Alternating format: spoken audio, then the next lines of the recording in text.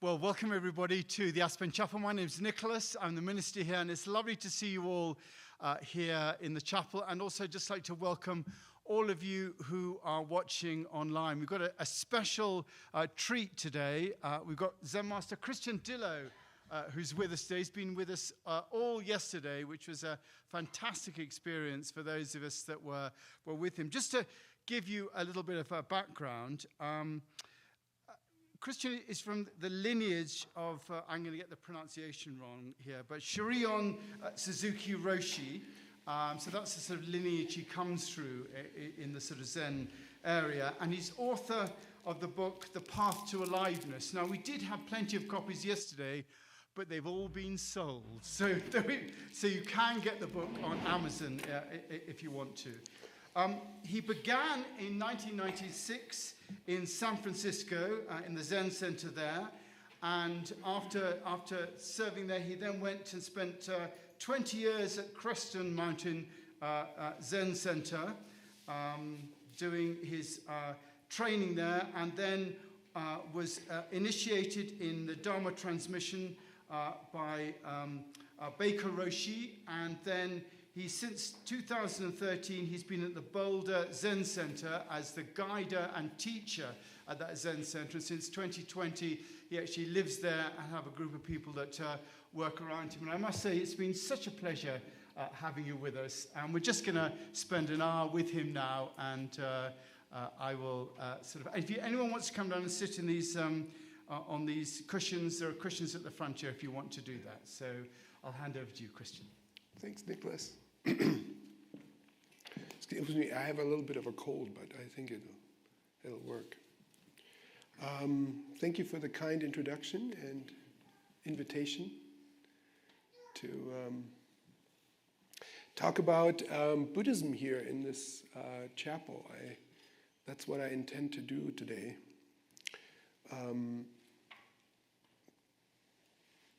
In a way, talk about the basics of Buddhist practice, and I think they're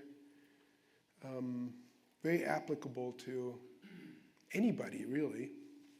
So let's see what we can find out this morning. Do you usually do some kind of meditation or silent time?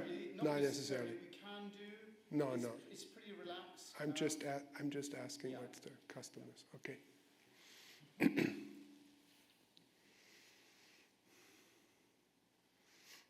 Like Nicholas said, some of you were here yesterday and we already started a conversation, and some of you are new.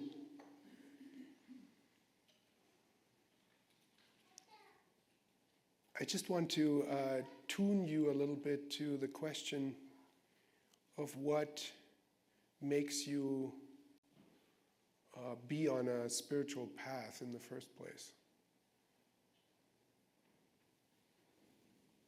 What are you looking for?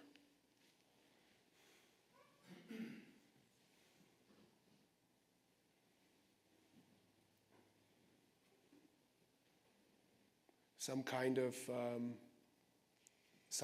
fulfillment? What kind of fulfillment are you looking for? And then on the other side of that deep wish for feeling fully alive, or a sense of completeness, or maybe just a sense of togetherness, in yourself with others. On the other side of that, what's missing? Is there some kind of lack you're feeling? Are there goals you have that are not fulfilled?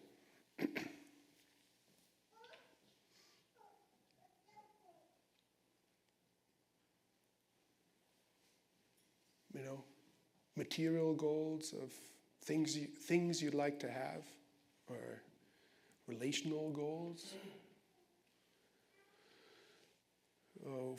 wanting to feel connected with other people, not wanting to feel alone, emotional goals,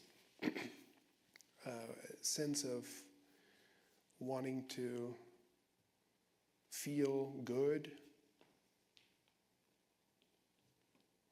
happiness, you're looking for happiness. So really what this is about is to get a sense for why is this very moment that we are experiencing right now, why is there some cloud hanging over it, that there's a sense of it's not really good enough or not complete? What are we really striving for? So in Buddhism, Zen is a school or a style of Buddhist practice. In Buddhism, this sense that something is missing, that something is not complete, that we have a subtle or not so subtle struggle in our life is called dukkha, which is the Sanskrit word for it. And in English it's commonly translated as suffering. Now, sometimes it's real suffering, and sometimes what I'm talking about is just a kind of subliminal sense of dis-ease or unsatisfactory, the unsatisfactoriness of life is sometimes the phrase that's being used. That we want more. We want more from our life than we feel we have.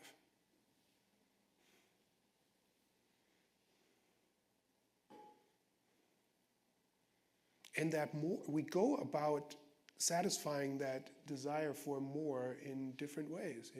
Some people try to fulfill that desire with, material belongings. Some people try to fulfill it with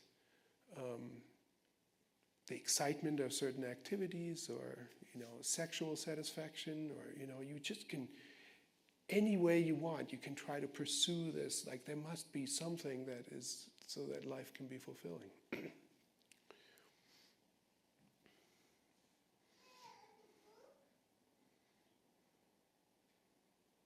It's a kind of subliminal or not so subliminal, very, it can be very overt sense of struggle in our life.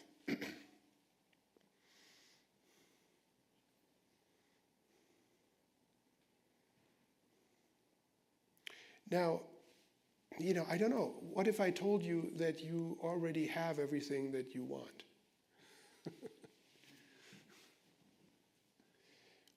What if this struggle that we are experiencing is actually not a struggle that is objectively present in the world, but we are setting our life up to have a struggle?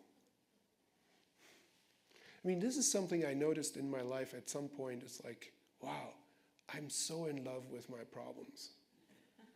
Man, I really want to have a problem. When you have a problem, you really have something to talk about. And you also have something to do. Like you can, work hard to solve your problem.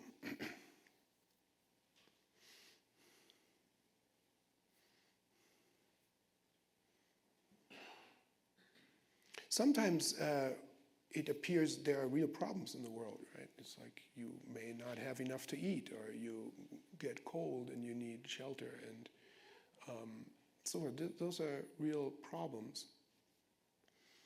But the problem, in a way that the problem that Buddhism talks about mostly is actually to the way we have a problem with our problems. Maybe it's just normal to have problems in life. Maybe it's just the way it is. If you stop having a problem with your problems, then you could shut up and just go solve them, just quietly, just deal with them, like take care of the things that need to be taken care of.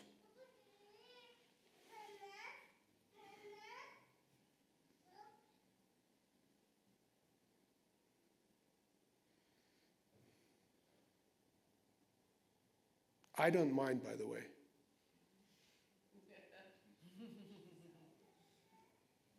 I have a 2-year-old. I'm totally used to it.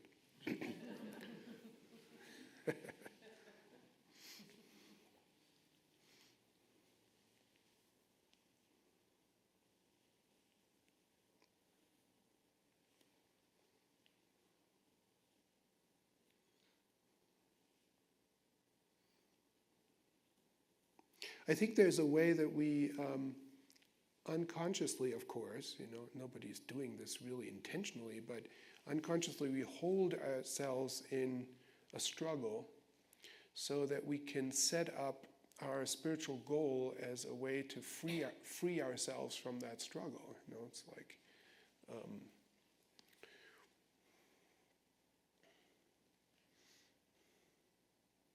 as one a mentor of mine likes to say, if you set up your life as a struggle, then you have to break free from that struggle to feel free. But, we're already free. We don't have to go anywhere to be free because it's already the case.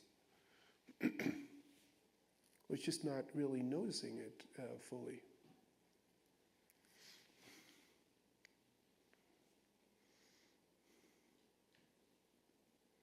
Now, I want to make a case against happiness. Just to surprise you. What if we just give it up? Like give up the idea of happiness altogether. Just give it up. It's just like, it just causes so much trouble. I mean, it's written into the American Constitution, the pursuit of happiness. But when you try hard to be happy, then basically you are excluding from life all the aspects that you consider unhappy. Anxiety we talked about yesterday, sadness, fear as opposed, in a different way than anxiety. All these negative emotions that we don't want to have, annoyance, this is all part of the unhappiness, and this is what we want to get away from. If you set up a whole spectrum of experiences that you want to get away from in order to be happy, then your life is set up as a struggle. You see? So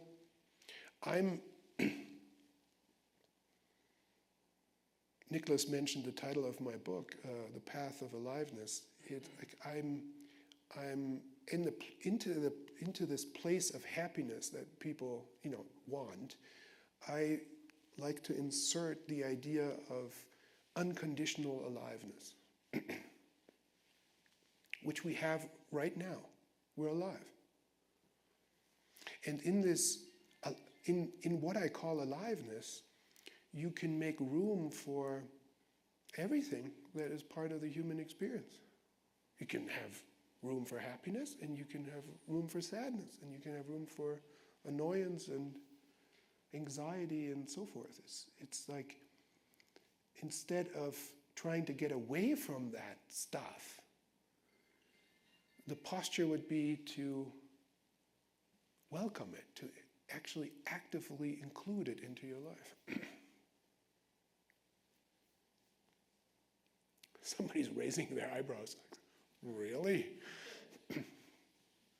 I'm not up for that. Yeah. Well, you're not alone. It is the human condition to not be up for that.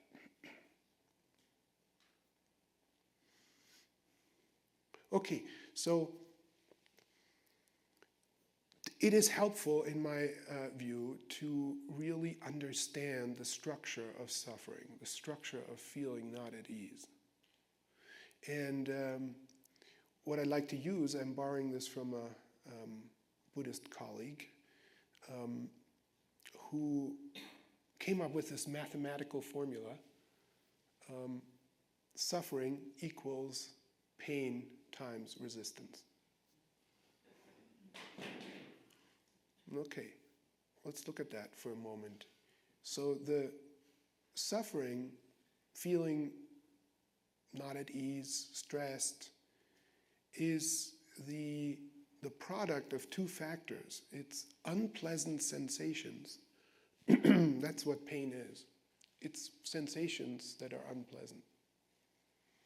Unpleasant sensations is one factor, and the resistance to those sensations. Not wanting to have them. Does that make sense? If you really treat it as a mathematical formula, you can see that if you don't have unpleasant sensations, you don't have suffering. And if you don't have any resistance to unpleasant sensations that you have, in other words, if you are okay with unpleasant sensations, you also don't have suffering. And one insight here, and this is very important, is that pain is not the same as suffering. You can have pain and not suffer. You just have to watch animals to see that. Animals can be in pain and they don't suffer the way humans suffer. Here's the thing. If you are in pain, it's still unpleasant. You don't make pain pleasant. No. Pain is always unpleasant. That's by definition the case. It's just like we don't have to resist it. So this is why in Buddhist circles you have a phrase like,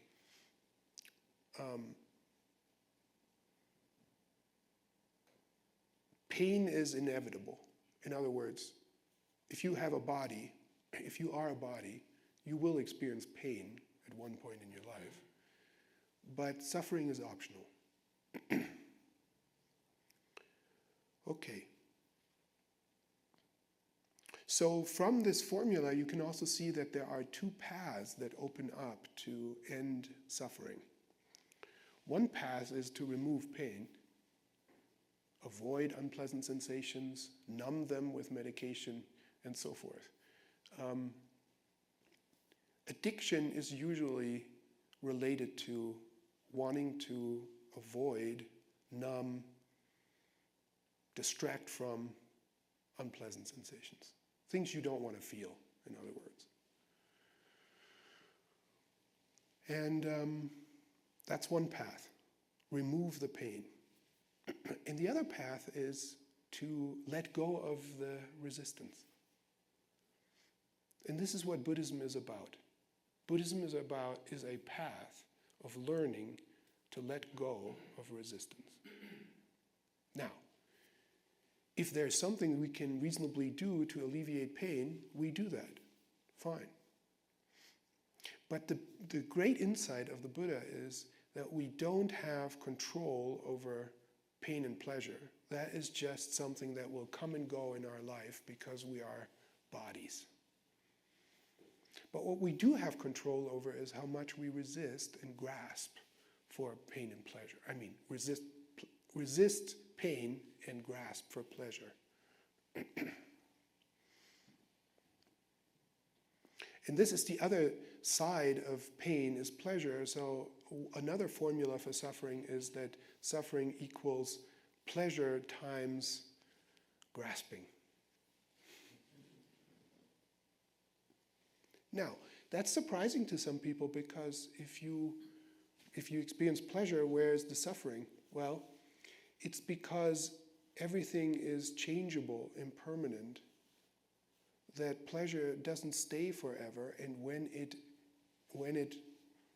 leaves, when it recedes, when it disappears, then we want to hold on to it. That's what I'm calling grasping. resistance and grasping are really two sides of the same coin, because when you resist something, you are grasping for an alternative state. I don't want this, I want that instead, which is a form of grasping. And when you grasp at something, you are really, and then you are resisting its disappearance.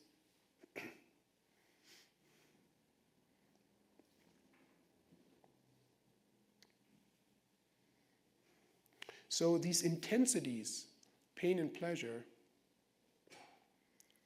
are inevitably part of our life. So how do we deal with it? This is the main question that the whole tradition of Buddhism asks, and then you get different practices to deal with that.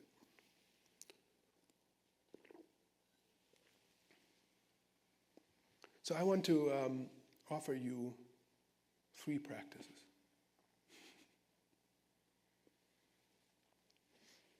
The first practice is, let's call it immediacy.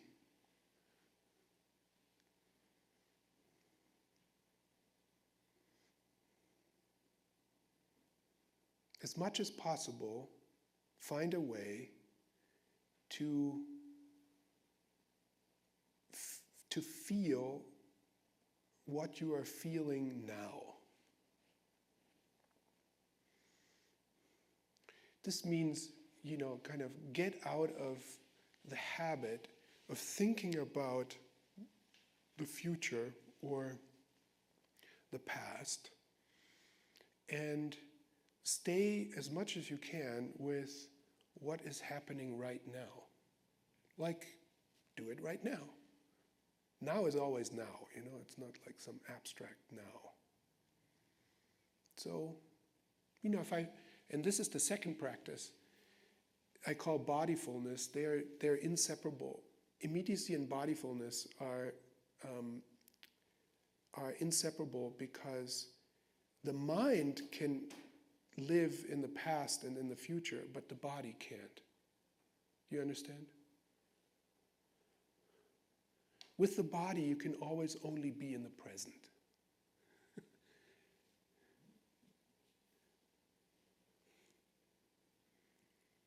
And what is happening in the present with the body or through the body is what feels most real to us. So we kind of come back to reality out of fantasy of, something that happened in the past or something we want to happen in the future. We come to the present when we feel our bodies. And what is happening? And so I want to encourage you to really ask, what am I feeling? And you may want to answer that question with a word, like I'm feeling something tired, let's say. But underneath the word tired is what I call sensation. There are the sensations of tiredness. Do you understand? What are the sensations of tiredness, and where do you feel them? Or if you feel sad, what are the sensations of sadness, and where in your body do you feel those sensations?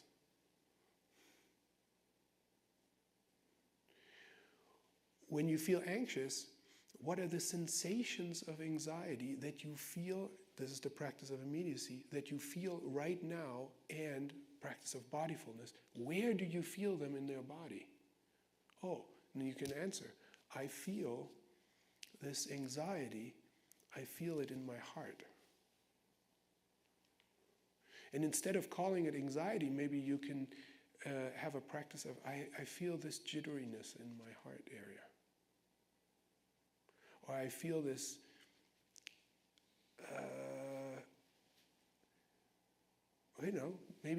maybe we don't have the words to describe it. I feel this churning in my gut.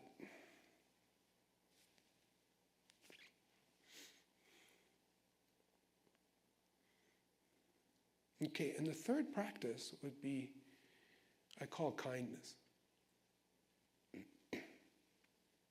And this practice of kindness opens up to a lot. So let me speak about this a little bit.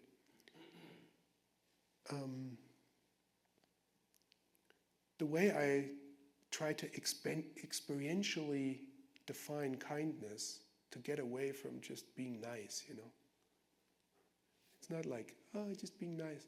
Kindness, in my definition, is making space and adding warmth.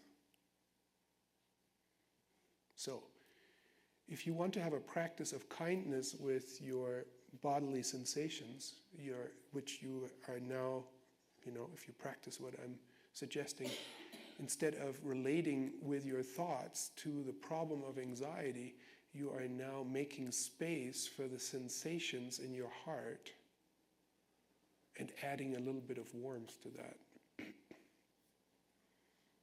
I'm making space, I'm giving permission, I am allowing myself to feel these feelings that I call anxiety or that I call sadness.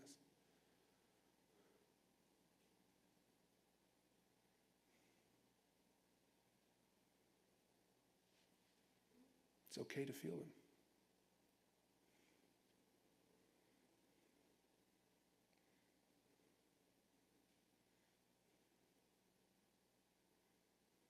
If you feel tired, you can struggle against your tiredness.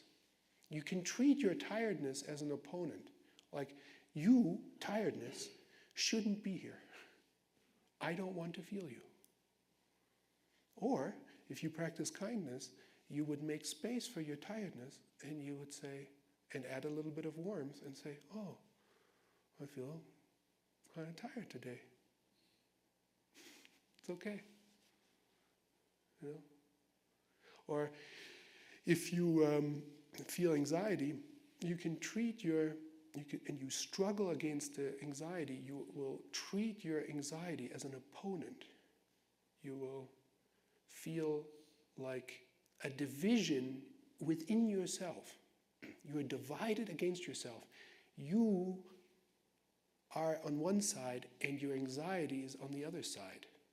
As if this anxiety didn't belong to you.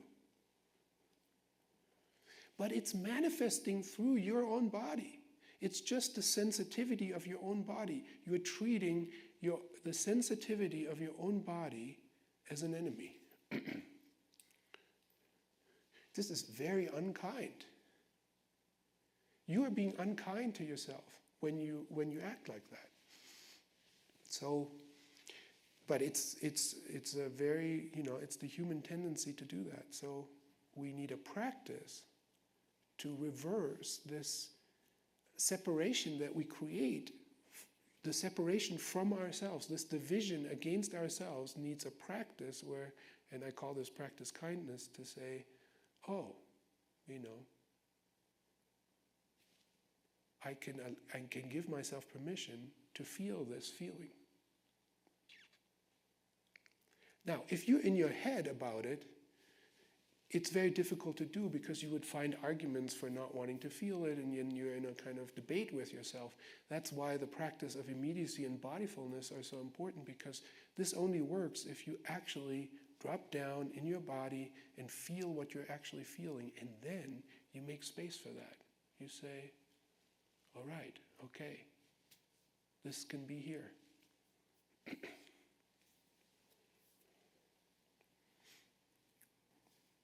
Sometimes what we feel can be so intense that it's difficult to be kind to it. It can be also a long-standing habit of really not wanting to feel something. There can be wounds that we have carried for a long time. So I'm not trivializing this at all. This is the most intimate problem that each human being has.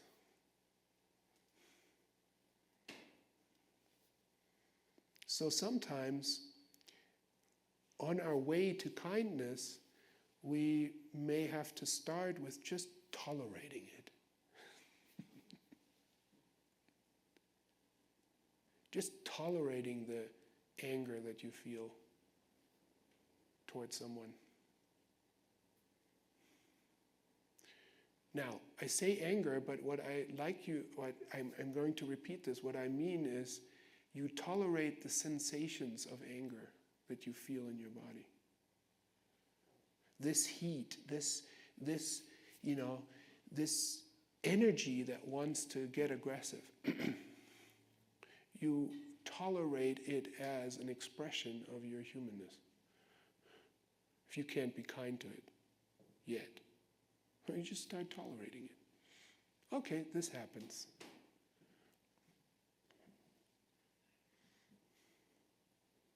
The more we make this kind of effort, which, it sounds like I'm calling it an effort, but it's really a widening.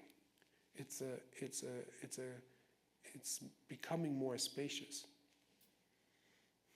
So it's actually a letting go. It's not something effortful like this. It's more like a relaxation into what is already the truth of your experience. Because if you have sensations like this that are intense, that's already happening. So you're just making space for what's already happening. You're just acknowledging what is the truth of your experience.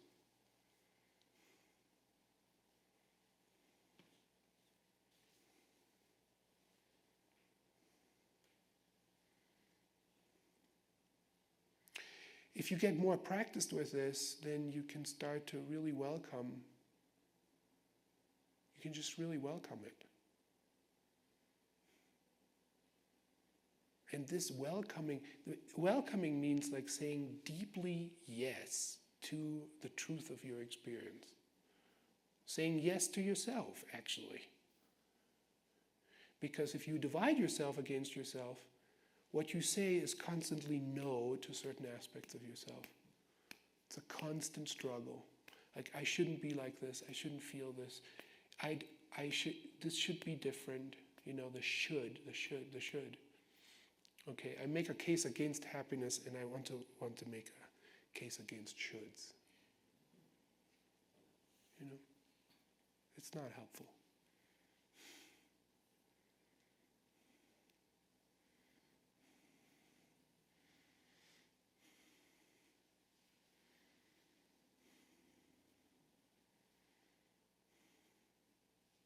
And the more we say, deeply yes to what our actual experience is, the more this can start to flower into love.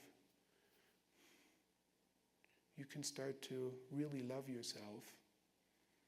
Because if you only love like the sunny side of yourself, that's a pretty shallow kind of love. We can really only love ourselves deeply if we make space for all these difficult sensations too that flow through our bodies.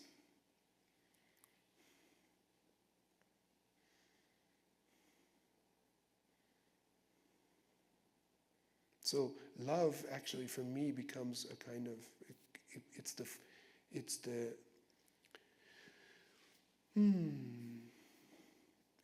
I think it's difficult to practice love. It's easier or more accessible to practice kindness and let that kindness flower into love. This is something in my Christian upbringing or past. I found this always a little bit too steep a hill to climb, although I love Jesus' teachings of, loving your enemies, but it's like, how do you really approach that? I think it becomes approachable through kindness. Just making space and adding a little bit of warmth. And from that, which is really accessible to most people, and from that can flower into love.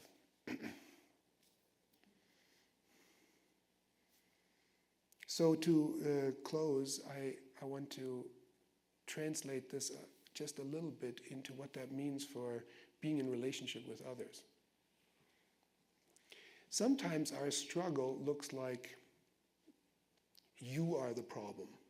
I don't want to look at anyone in specific. You know who I mean, You are the problem. That can be someone who cuts you off in traffic. That can be the person you're married to. That can be your child. It can be your minister. There's something wrong with you. So why is there something wrong with another person? I mean, really investigate that deeply. I think what's wrong with another person is that when this person is doing something, sometimes just showing up is enough. When this person is doing something, then I have certain sensations. Right? This is what's really happening on the level of your bodily experience, which I'm trying to point you to. So somebody is waving their arms, and this brings up certain sensations in me that are unpleasant. And because I don't like having those sensations, I'm saying to you, could you please stop waving your arms? This is really terrible. Your behavior is terrible. You're waving your arms.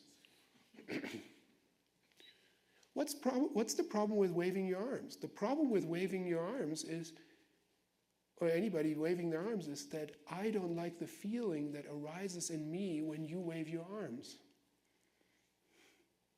So this is a made-up example, but when you raise your voice, certain feelings arise in me that I don't like, so I need you to shut up. So where's the problem really? Is the problem with this other person, or is the problem with the feelings that arise in me? Clearly, it's the feelings that arise in me that I have a problem with. I don't want to feel them. So the practice of kindness isn't so much about being kind to other people. It's about making space for the feelings that arise in me when I am in interaction with other people. I need to have room for the feelings that arise when I'm interacting with humanity.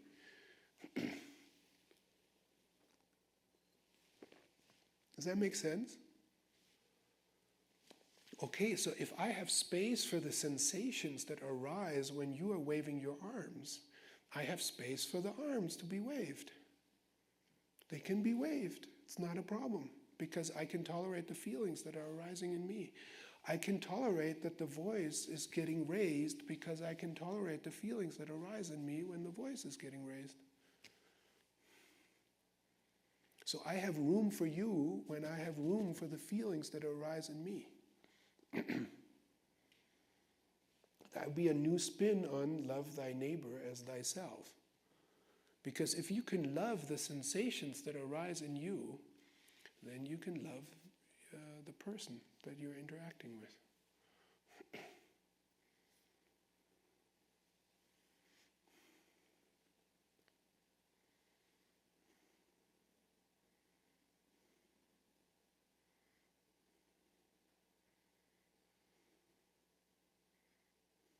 So conceptually, I think I made sense of this, right? It's not too difficult to understand. What we really need is a dedicated path. We need a dedicated path of making space for the sensations that arise in us moment to moment. You can feel, okay, so maybe to conclude is like, in the place of happiness, what we can have is we can have an unconditional contentment, and unconditional in the sense that we are unconditionally okay with certain intensities arising in our bodies.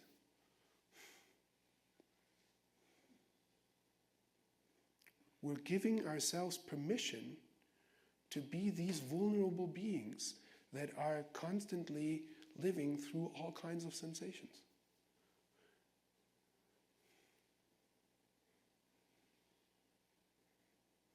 And when you deeply say yes to that, this flowers into a willingness to be alive as just what you are. I'm saying what you are instead of who you are, because this isn't about a life story. This is about a moment-to-moment practice of being radically open to have the experience that you're having. And this brings, this gets us into the direction of real contentment, and maybe if we understand happiness as this kind of unconditional contentment, then, I'm okay to invite the word happiness back. Thank you very much.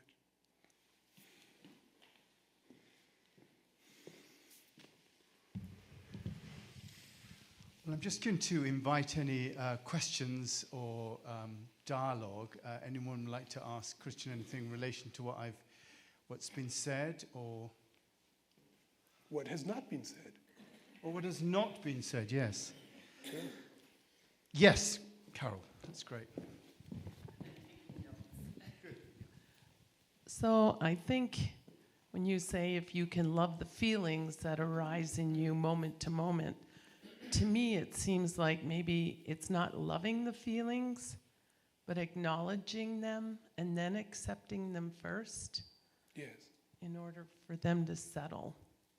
Right. Like I tried to say, I use the word tolerate, but so there can be a kind of progression on our path. We can start with just acknowledging, yes. Like I said, it's maybe too steep to come in with, I need to love this terrible feeling. So we start with acknowledging, tolerating maybe. But our attitude towards certain feelings can soften a lot. And it can, like I said, it can flower into something like love. For example, I practiced monastically for 20 years, and you sit a lot of meditation, and it's physically painful. That would be another topic, why that's useful. But it is, I think. It's also emotionally difficult because when you sit still, you invite all kinds of intense feelings back into your, conscious experience that were kind of pushed away. And so I personally was dealing with a lot of grief.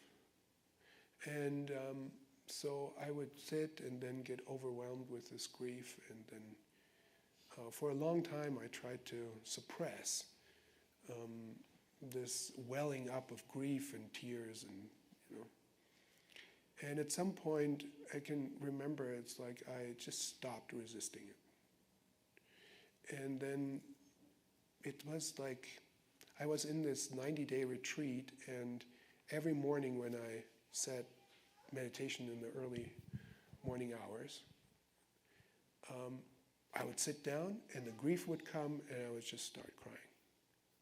Okay.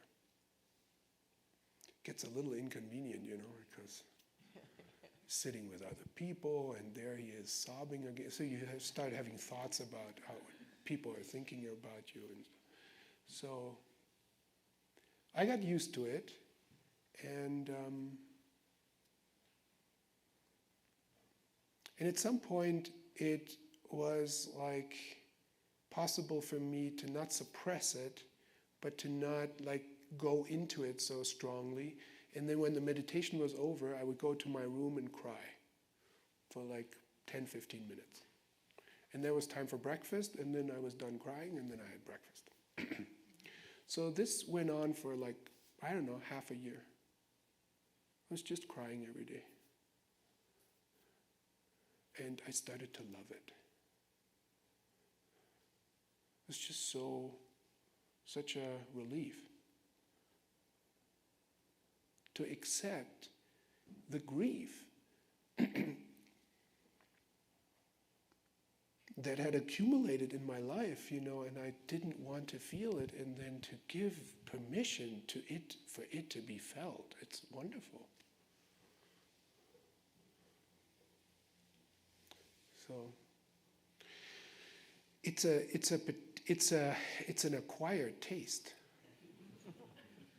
Yeah, really, I mean that. It's like it was mind-blowing for me when I realized that this grieving, this crying that I hated so much, started to be accompanied by this subtle joy. That wasn't a contradiction. That there was a joyfulness in feeling my humanity, in my capacity to be sad. So, for me, it did take some pretty intense or dedicated practice to start to develop that. Okay, thank you.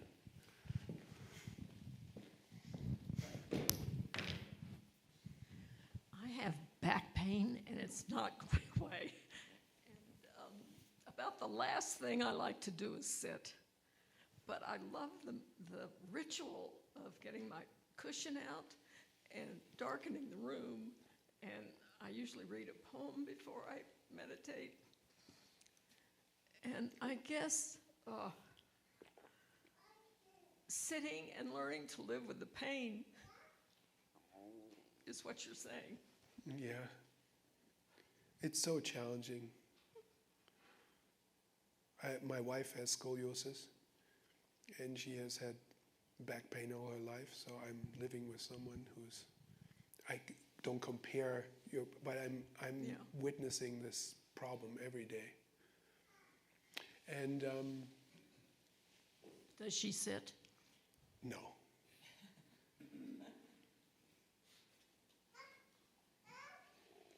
You don't have to sit to meditate, right? You know that. You can lie down.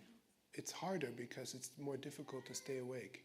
This would be a technical discussion about why sitting is a useful posture for meditation. It's basically, in sitting, we're combining a certain level of relaxation with an uprightness that keeps us alert. When you lie down, you put your body closer to the mind of sleeping, so it's more difficult to stay awake in it. But it's possible. You have to work with your body. It has to, if the pain is overwhelming, you need to adjust for that. If you want to, the best book that I've discovered is this guy I quoted on the formula, Suffering is Pain times Resistance. Shinzen Yang, he wrote a book, Breakthrough Pain, and it's the best thing. So what's that called again? Breakthrough Pain. Breakthrough pain. I think, but it's a bad title. His prescription is very different. It's like he describes working with his own pain and with someone with chronic pain, and it's about being willing to notice the changes in your painful sensations. So the way the mind treats pain is like it's a solid thing. So I have some trauma in my leg. I had a really bad traffic accident where a car knocked me off my bicycle and shattered my lower leg, and it's not fully healed. So in my sitting, I feel it all the time. It's a kind of chronic pain. And what I've discovered myself in working with this is like my mind treats the pain as solid.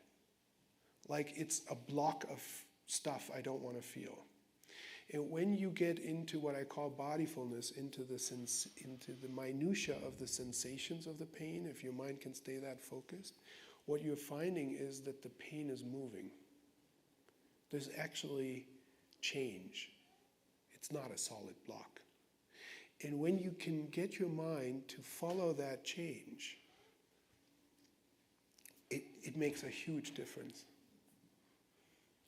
Because not only do you not treat it as an enemy, it's like you enter into it with curiosity. It's like, what else is going on here? What exactly am I feeling? You're making a curious connection with yourself. And then what also can happen is that in noticing these minute changes in the activity of what you call pain, is there can be these little micro movements of release. Sometimes we get our hopes up and it's like, oh, well, the pain might be gone. Often that doesn't happen. But you do get these little micro releases, which are just wonderful. So even though it remains somewhat painful, in the midst of it, there can be this joy of these micro releases. Anyway, I know that from my own experience. I don't know if you can replicate it in yours, but good luck. The name of the author, again, is? Shinzen, S-H-I-Z-E-N. S-H-I-Z-E-N. S-H-I-Z-E-N, Young. Young. Young. Y-O-N-G. Like old. Young. I've got a question. Actually, I'm going to ask, and I'll come do this. Yeah. And my question, I was talking with Tim the other day, and we were talking about that sort of condition, which is, it's almost as if, you're tilling the soil with your meditation, and nothing is growing. And all you do is, what's that German? It's a German word, so this should be good for you. What was the German word that we used? Weltschmerz. That's it. World pain. Yes, world pain, Weltschmerz. The idea of settling for not the ideal, but actually working through, and really sometimes not finding the flowering that you're talking about. How does one deal with that? Where you're really sort of working around it, having your feelings and all that sort of business, and yet the flowery bits don't come along. You're just, it's still a barren earth.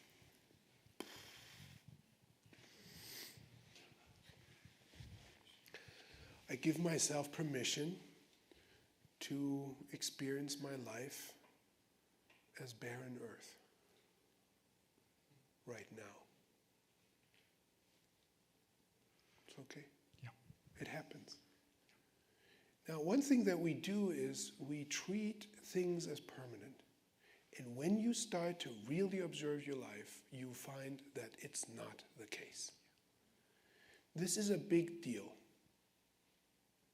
If you feel Weltschmerz, I'm pronouncing it as the German word in English. I was born and raised in Germany. Weltschmerz means pain for the world. On the one hand, it's like it's the pain you feel for the state of the world, and the state of the world causes you pain. It's both these things. It's like the fact that the world is mired in war and ecological destruction and so forth, like what we're facing these days, that is, you feel a pain for the state of the world. That's what this word means. And Joanna Macy, who is a Buddhist ecologist, she says something remarkable. She says, we need to honor our pain for the world. Because our pain for the world is not a weakness. It's a sign that we are sensitive, caring human beings.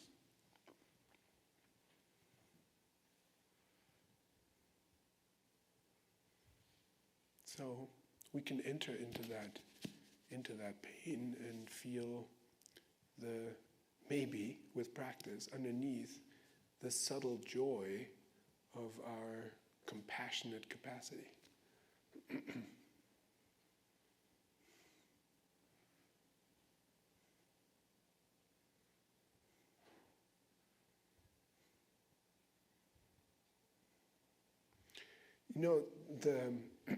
The goodness that we're hoping that will maybe arise in the world through each of us arises from that pain for the world. It arises from our capacity to grieve for what is happening.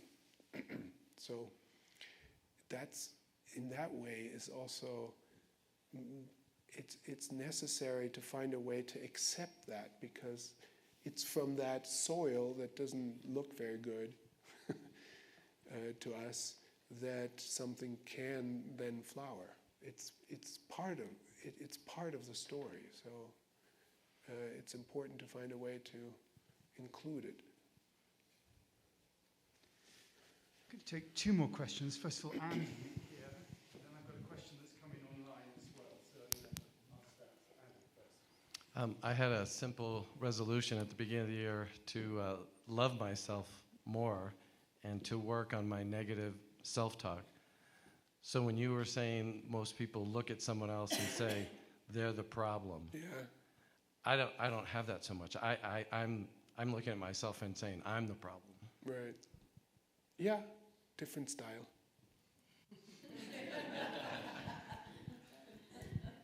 There are different styles to struggle. We can struggle with others, or we can struggle with ourselves, or a combination. Yeah, so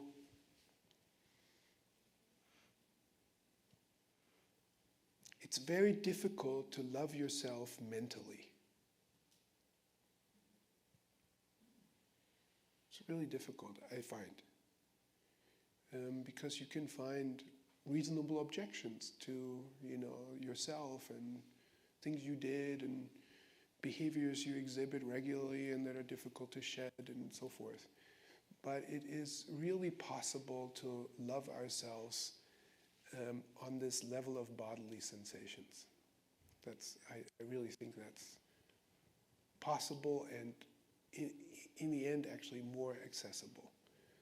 So many people try to replace negative self-talk or negative other talk with positive self-talk or speaking positively about others. But I think it's more fruitful to try to actually get underneath that and really learn to first, as I said, to acknowledge, tolerate, and be kind to the feelings that arise in you. Make space for them and meet them with some warmth. I admit, it also takes practice to learn to relate to the immediacy of sensations without getting constantly drawn into discursive thinking. I mean, much of Zen practice is about disentangling your direct experience from this obsession with, it's not an obsession, it's a habit of constantly being in our heads. So that also takes practice. Okay, but thanks for sharing that. Final question from Rini Hicks, who's on the live stream. Is meditation the only way to create a dedicated path for making space for the sensations we feel? Is meditation the only way to create a dedicated path for making space for the sensations we feel? Well,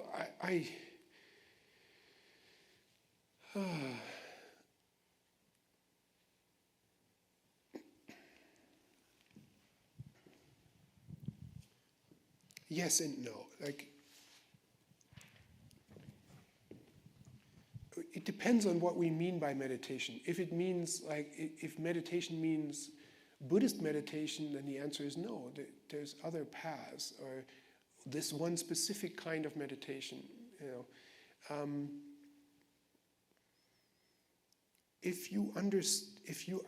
then the answer is also yes, if meditation means to find a practice of sustaining a mental posture of acceptance, then yes, because how are you going to do it? I mean, you have to find some way to do it. But here's an interesting observation. You can do this with some some helpful just verbal interventions. Whenever you feel something you don't want to feel, okay? You can notice that and say like, oh, I really don't want to feel that. I'm bothered by this. You know. Then you stop and you say, I give myself permission to feel. Now, you put the word in for what you don't want to feel. I give myself permission to feel anxious on and off for the rest of my life. And what you do is you create a mental framework in which the arising of anxiety right now and the future arisings of anxiety, which will happen because you are a human being, you give permission for this present arising and for those future arisings to be part of your life. I give myself permission to feel anxious now and on and off for the rest of my life. And if you don't want to feel sad, and you notice that, you can say, I give myself permission to feel sad. Now and on and off for the rest of my life. And so without a dedicated practice of meditation, you could start developing a framework of acceptance. But if you want to be more nuanced and specific, and if you want to create like a space in which you can really notice the minutiae of your sensations, just the way we talked about the minutiae of the sensations of back pain. If you want to feel the minutiae of sadness, you kind of have to create a still moment in which you can really focus the mind on feeling that and making space for it. And this making space and feeling more and more comfortable and even, joyful in the midst of feeling these challenging sensations takes a lot of repetition. Sorry to break the news to you, but it takes a lot of repetition. It's a practice. It's like yesterday I compared it to learning to play a musical instrument. You're learning to play this instrument of your body with more skill. It takes time. Well, Christian, I'd just like to thank you on behalf of all of us for the kindness that you've shown us over this weekend. You have created space, Okay. and you've given warmth. All right. And that's allowed us to flourish in many different ways. And you've sown many seeds in many different topics that I think will germinate in all of our lives, those of us that have been listening to you throughout the day. I'm extremely grateful for you coming all the way over from Boulder and spending the time here with us. And, it's been absolutely fantastic. And thank you so much. Thank you so much. Great, fantastic. Wonderful. I'd like to just make a few comments.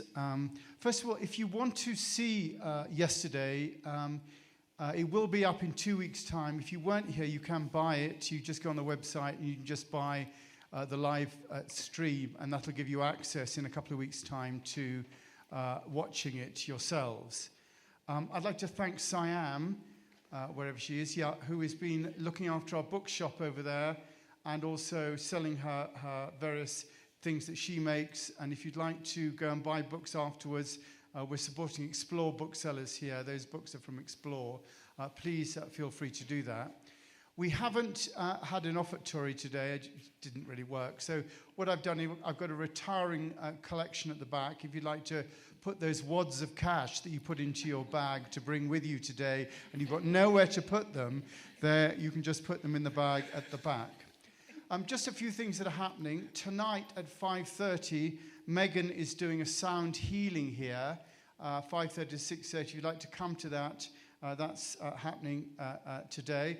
Also today, if you go downstairs, down the stairs just there, those of you that are new to here, you'll find food, yummies, coffee, tea, lots of things to eat, and the most amazing art show. And you can buy the works of art on the wall. So please feel free to go down there and purchase works of art and consume free food, although there's no such thing as a free lunch, I know. But here it's nearly a free lunch. Tomorrow, Tuesday, we've got yoga with Mimi here and meditation at 5:30. Wednesday, Insight, 6 o'clock online. You can find it on Zoom, on the front page of our website. Thursday, we've got the final Thursday satsang this Thursday at 5 o'clock here. And after much conversation yesterday on the topic is going to be on the felt sense. So we're going to be talking about that. I thought I'd be safe with that next week. That's on Thursday. Just a few reminders. Easter is coming up. We're going to do Easter on the Mountain, 8:30 in the morning. If you want to help with that, do let me know. We do need people to enable people to put their wads of cash into baskets and hand out Easter eggs, and also hand out programs and stuff like that. In 2 weeks' time, Susan Nicholson is going to be bringing an octet here to do a fantastic Good Friday service.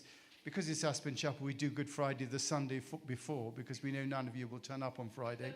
So it's Sunday, and she's going to be doing a fantastic musical thing. And then back to Easter Day, she'll be here at 11 o'clock playing the organ for our Easter Day service. So we'll also have communion at our Easter Day service as well. Finally, I've got a request to ask of you, because poor old Megan is coming on at 5 o'clock, 5:30, so she doesn't have to move the chairs. Would you mind just moving? You can stack them up. Just move the chairs against the wall here when you leave your chair and maybe one other. And for the cushions, if you could put the cushions in the corner over there, that would mean Megan will be able to come in. She won't have to spend an hour moving chairs. She'll be most grateful to us. I'd like to say thank you again to Christian. Thank you so much for coming today. We look forward to seeing you next week. Thank you very much.